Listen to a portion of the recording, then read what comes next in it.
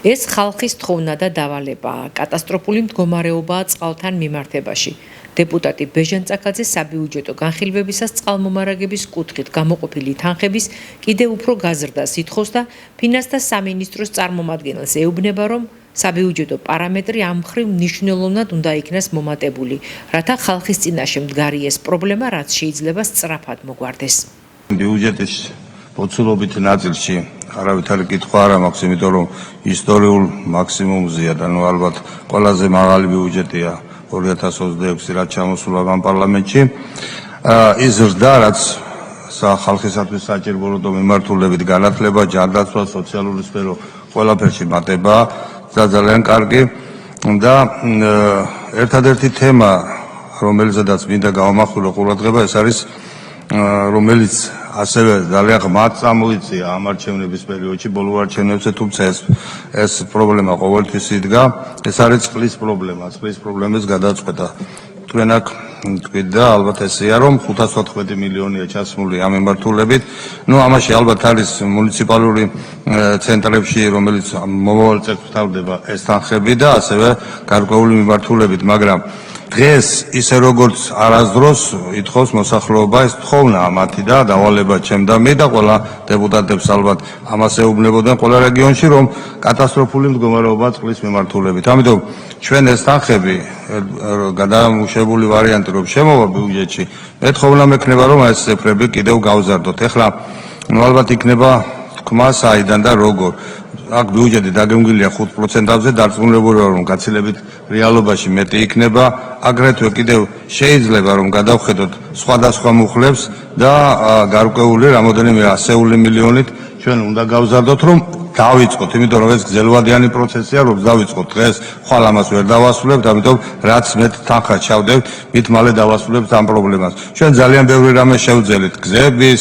განათებების, სკვერების, ძალიან გავალამაზე ჩვენი რეგიონი და ამიტომ ეს პრობლემა არის ყველაზე რთული და ყველაზე მოთხოვნადი დღეს ჩვენი მოსახლეობიდან. მე დარწმუნებული ვარ, ამაზე ვიმსჯელებთ ერთობლივად და შემდგომ წლებზე, როდესაც საბოლოოდ მივიღებთ 2026 წლის ბიუჯეტს, ჩვენ გარკვეულწილად გავზდით ამ მიმართულებით. საქართველოს მართლმადიდებელი ეკლესია 4 დეკემბერს 12 საუფლო დღესასწაულთაგან ერთ-ერთ ყოვლადწმინდა ღვთისმშობლის ტაძრად მიყვანებას აღნიშნავს. მშობლებმა ღვთისადმი მიცემული აღქმის თანახმად 3 წლის მარიამი შესაბამისი სამოსელით, გალობითა და ანთებული სანთლებით იერუსალიმის ტაძარში მიიყვანეს. მარიამი იქ დამკვიდრდა. გამუდმებით ლოცულობდა, გულმოდგინედ კითხულობდა წმინდა წერილს, ხელსაქმობდა და ემსახურებოდა სნეულებს.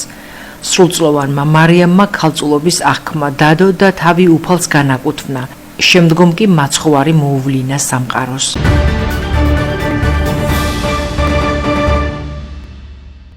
ელით შექმნილი ინკლუზიური სივრცე. სახელმწიფო ზრუნვისა და ტრეფიკინგის მსხვერპლთა დაზარალებულთა დახმარების სააგენტოს ორგანიზებით შეზღუდული შესაძლებლობების მქონე პირთა საერთაშორისო დღესთან დაკავშირებით გამოფენა გაყიდვა გაიმართა. პროგრამაში ჩართული ორგანიზაციების ბაზაზე არსებული სოციალური საწარმოების ბენეფიციარების ნამუშევრები მიხეილ სარჯველაძე მოადგილე ირინა წაქაძესთან ერთად დაათვალიერა. მინისტრის მოადგილის განცხადებით შეზღუდული შესაძლებლობების მქონე პირთა მხარდაჭერა და მათი სოციალური ჩართულობა სამინისტროს ერთ-ერთ მთავარ პრიორიტეტს წარმოადგენს. მისი განმარტებით, შიშომო პირთა მხარდაჭერისთვის სამინისტროს მიერ არაერთი პროგრამა თუ სერვისი ხორციელდება. შეზღუდული შესაძლებლობების მქონე პირთა საერთაშორისო დღე 1992 წლიდან აღინიშნება.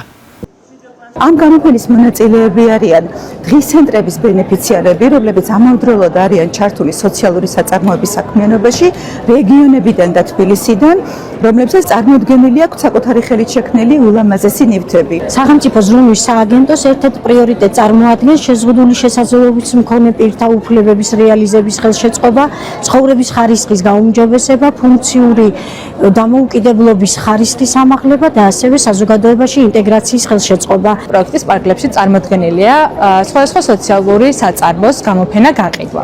მათ შორის წარმოდგენილია ასოციაცია ანიკას დღის ცენტრის ახალგაზრდების მიერ შექმნილი ნამუშევრები. ეს თითოეული ნამუშევარი ცალსაღად ასახავს მათი დამოუკიდებლობისკენ მისწრაფებას და შემოქმედებით პროგრესს.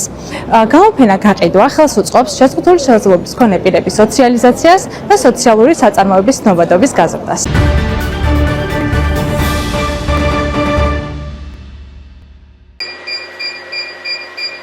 ერთი წელია უკვე რაც ვემსახურები ესთეტიკის სფეროს, კერძოდ გვაქვს ლაზეროთერაპიის კაბინეტი, დიოდური ლაზერის ეპილაცია კეთდება ჩვენს კაბინეტში და ამ ერთი წლის მანძილზე ძალიან ბევრი გამოცდილება დამიგროვდა, გვყავს ძალიან ბევრი მადლიერი პაციენტი, რაც ჩემში იწვევს ძალიან დიდ სიხარულს და ასევე უფრო მეტ სტიმულს, რომ კიდევ უფრო გავძლიერდე და უფრო მეტი წარმატებული ნაბიჯები გქონდეს. გადავწყვიტე, რომ ჩემს კაბინეტში არა მხოლოდ ლაზეროთერაპიის მომსახურება შევთავაზო მომხმარებას, არამედ ჩავატარო პროფესიონალური შემსწავლელი კურსები მათთვის, ვისაც ამ სფეროში განვითარებას სურს და ვთავაზობ დაინტერესებულ პირებს, რომ ჩვენთან ჩატარდება ლაზეროთერაპიის კურსები, როგორც პრაქტიკული, ასევე თეორიული ნაწილი და ეს იქნება ორკვირიანი კურსი, გაიცემა სერტიფიკატი შესაბამისი. პრაქტიკული ნაწილი მოხდება, რა თქმა უნდა, ჩვენს კაბინეტში და რა თქმა უნდა, უახლესი ტექნოლოგია გვაქვს 2025 წლის დიოდური ლაზერის აპარატი. ძალიან გამიმართლა ამ აპარატმა და მინდა გითხრათ, რომ ჩემი იმედები ძალიან გაამართლა. ვინც ჩემი პაციენტია და ვინც ჩემთან დადის, ყველა დამეთანხმება ალბათ, რომ არასოდეს არ ვუცრუებ იმედებს ჩემს პაციენტებს. ყველა მოსწავლე, ვინ ჩვენთან გაივლის ამ კურსებს, სიღრმისეულად შეისწავლიან ყველაფერს, თეორიას, პრაქტიკას გაივლიან, რა თქმა უნდა, მოდელებთან, გამოიყენებენ თავისი სურვილისამებრ შეუძლიათ თავიანთი პატარა ბიზნესი, კაბინეტი გახსნან და გამოიყენონ ცხოვრებაში ეს პროფესია.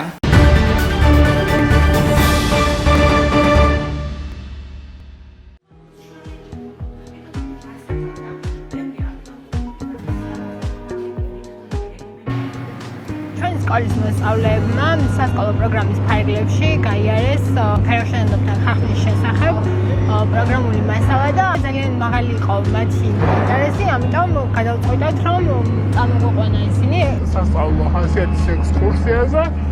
ჩვენს ერთად ადგილზე გავეცანით ქარხნის მუშაობას და კიდევ ერთხელ დავწმუნდით იმაში, თუ რამ ხელა ძალისხმევას დებს თითოეული ადამიანი, რომელიც აქ არის დასაქმებული და რაოდენ დიდი მნიშვნელობა აქვს ამ ქარხანას მთელი ქვეყნის ეკონომიკისათვის.